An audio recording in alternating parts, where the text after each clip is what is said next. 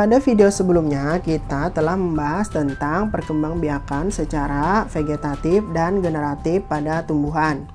Nah, pada video kali ini kita akan membahas tentang perkembangbiakan secara vegetatif dan generatif pada hewan. Perkembangbiakan secara vegetatif disebut juga sebagai reproduksi aseksual ya. Sedangkan perkembangbiakan secara generatif disebut juga dengan reproduksi seksual. Nah, kita akan bahas satu-satu ya. Yang pertama, reproduksi aseksual pada hewan.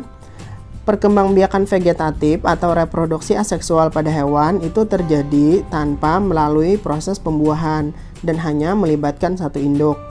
Perkembangan tersebut umumnya terjadi pada hewan tingkat rendah. Karena hanya melibatkan satu induk, maka keturunan yang dihasilkan mempunyai sifat yang sama dengan induknya dan tidak banyak menimbulkan variasi. Perkembangan vegetatif pada hewan tingkat rendah terjadi dengan beberapa cara, antara lain sebagai berikut. A. Pembentukan tunas. Pembentukan tunas merupakan salah satu cara pembiakan vegetatif pada hewan tingkat rendah. Individu baru muncul akibat pertumbuhan keluar bagian tubuh hewan dewasanya. Setelah cukup besar, tunas melepaskan diri dari induknya. Jenis hewan tingkat rendah yang berkembang biak dengan tunas misalnya adalah hidra. Hewan tersebut termasuk filum Coelenterata atau hewan berongga yang hidupnya menempel pada suatu tempat di air tawar. Selain hidra, hewan tingkat rendah yang berkembang biak dengan tunas antara lain adalah ubur-ubur, hewan karang, dan anemon laut. Pada hewan karang, tunas tumbuh dari dalam tubuh sehingga disebut tunas dalam atau gemule. Jika induk karang mati, gemule akan tumbuh menjadi hewan dewasa. B. Fragmentasi. Nah, fragmentasi adalah terbentuknya individu baru dari bagian atau potongan tubuh induknya. Contoh hewan yang melakukan fragmentasi adalah planaria.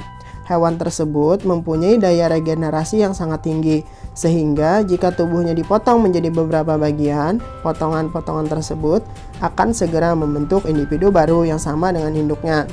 Bagian yang tidak berkepala akan membentuk kepala, bagian yang tidak berekor akan membentuk ekor, dan seterusnya. Planaria dapat juga berkembang biak secara generatif dan tergolong hermaprodit, atau pada tubuhnya terdapat alat kelamin jantan dan betina. Kemudian yang C, partenogenesis. Partenogenesis secara alami dapat terjadi pada hewan seperti lebah, semut, tawon, kutu daun, dan kutu air. Pada hewan tertentu, misalnya lebah, ovum yang dibuahi akan tumbuh dan berkembang menjadi lebah betina, sedangkan yang tidak dibuahi akan tumbuh menjadi lebah jantan. Lebah betina bersifat steril dan memiliki tugas sebagai pekerja dalam kawanan lebah. Lebah jantan bersifat fertil. Lebah jantan mampu menghasilkan sel kelamin yang digunakan untuk membuahi sel telur yang dihasilkan oleh lebah ratu.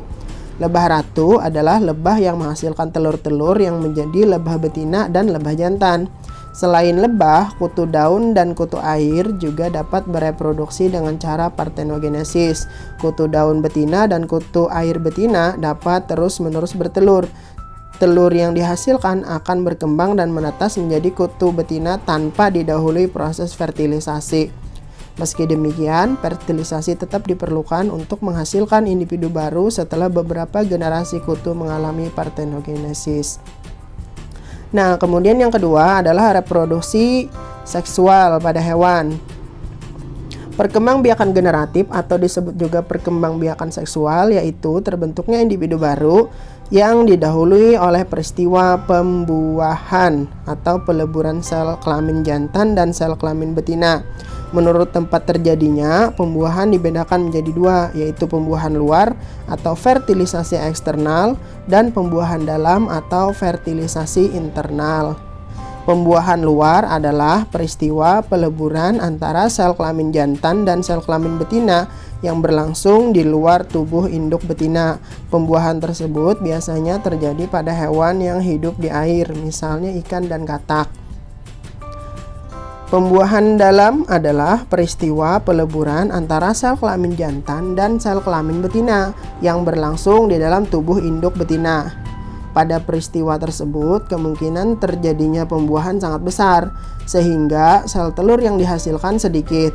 Pembuahan dalam umumnya terjadi pada hewan yang hidup di darat, misalnya golongan reptil, unggas, dan mamalia. A. Perkembangbiakan generatif pada vertebrata. Perkembangbiakan generatif pada vertebrata selalu melibatkan dua individu yang berbeda jenis kelaminnya.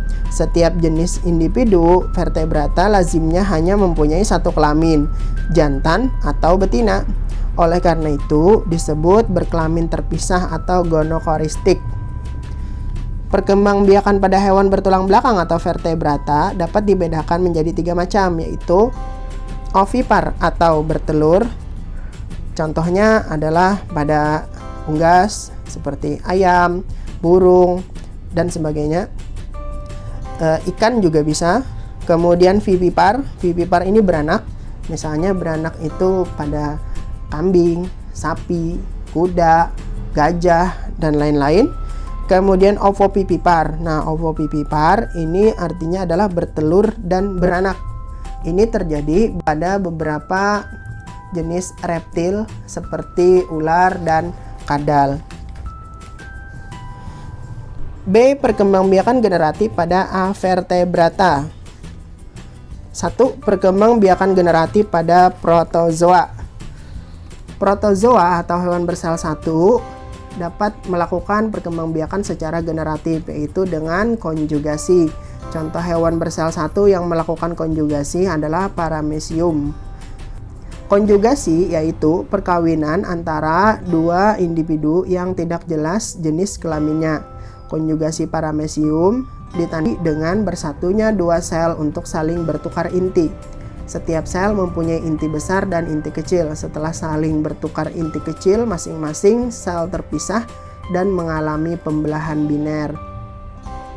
2. Perkembangbiakan generatif pada porifera. Porifera atau hewan berpori bersifat hermaprodit, sehingga dapat membentuk gamet jantan dan gamet betina dalam satu individu. Hasil peleburan antara dua jenis gamet akan membentuk zigot yang akan keluar dari tubuh induk melalui lubang oskulum. Jika zigot telah mencapai fase gastrula, maka akan melekatkan diri pada satu tempat sampai dewasa. Kemudian yang ketiga adalah perkembangbiakan generatif pada Colenterata. Colenterata atau hewan berongga, contohnya hidra, dapat berkembangbiak secara generatif dan vegetatif. Perkembangbiakan secara generatif dilakukan dengan membentuk testis dan ovarium. Hidra pada umumnya bersifat hermaprodit karena dapat membentuk testis dan ovarium dalam satu tubuh. Kemudian yang keempat, perkembangbiakan pada vermes. Vermes atau hewan cacing, contohnya cacing tanah, bersifat hermaprodit atau berkelamin ganda. Walaupun demikian, cacing tanah tidak dapat melakukan pembuahan sendiri. Hal ini disebabkan matangnya sperma dan ovum dalam satu individu tidak bersamaan. Cacing tanah melakukan pembuahan silang dengan cara berkopulasi atau bergabung antara individu yang satu dengan lainnya. Pada umumnya, cacing tanah berkopulasi pada malam hari di permukaan tanah. Sperma dari individu satu ditempatkan dalam kantong khusus untuk menyimpan sperma dalam tubuh individu dua.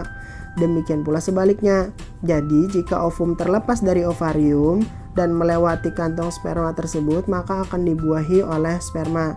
Dari pembuahan tersebut dihasilkan zigot yang akan tumbuh dan berkembang menjadi embrio dan akhirnya menjadi cacing dewasa. 5. Perkembangbiakan generatif pada arthropoda. Arthropoda, misalnya serangga, mempunyai alat kelamin terpisah. Pembuahannya berlangsung di dalam tubuh induk betina atau bersifat internal. Pada serangga betina terdapat sepasang kelenjar kelamin untuk menghasilkan sel telur atau ovum. Selain itu juga mempunyai kantong untuk menampung sperma pejantannya yang disebut spermatika, sehingga pada umumnya berkembang biak dengan cara bertelur atau bersifat ovipar. pada perkembangannya serangga ada yang mengalami metamorfosis, ada yang tidak. Metamorfosis adalah perubahan bentuk tubuh organisme dalam proses menuju kedewasaan. Serangga yang tidak mengalami metamorfosis, misalnya kutu buku. Serangga yang mengalami metamorfosis dapat dibedakan menjadi dua, yaitu hemimetabola dan holometabola. Hemimetabola yaitu serangga yang mengalami metamorfosis tidak sempurna, sedangkan holometabola yaitu serangga yang mengalami metamorfosis sempurna. Nah, sampai di sini pembahasan kita tentang perkembangbiakan secara vegetatif dan generatif pada hewan. Jika ada salah kata mohon dimaafkan, dan wassalamualaikum warahmatullahi wabarakatuh.